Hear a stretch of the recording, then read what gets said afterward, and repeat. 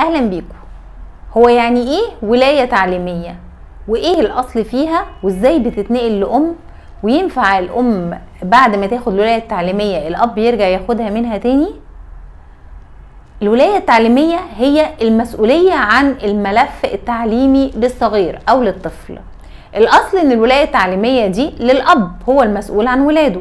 طيب في حالة وجود نزاع او خلاف بين الام والاب، من حق الام في الحالة دي ان هي تطلب من القاضي الولاية التعليمية. الولاية التعليمية مش قضية، الولاية التعليمية امر وقتي من القاضي بيحكم فيه للام بالولاية التعليمية.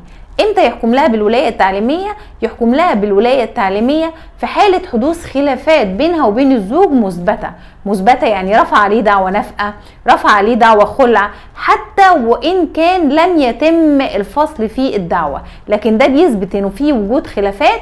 وفي الحالة دي الأب بيدي وفي الحالة دي القاضي بيدي للأم الولاية التعليمية. طيب إذا الولاية التعليمية بقت مع الأم، الاب ينفع يسترد الولاية التعليمية تاني؟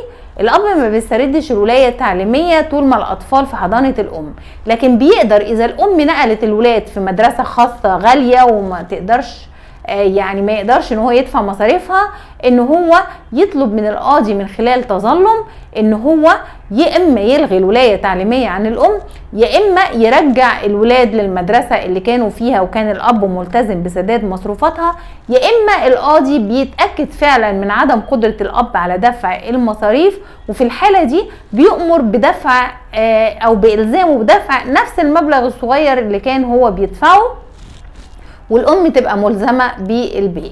الاصل في الولاية التعليمية للام علشان الاب ما ينقلش الولاد، او عشان الام تنقلهم في مكان قريب للمكان الجديد اللي هي بقت عايشة فيه، مش عشان نعاند بيها بعض.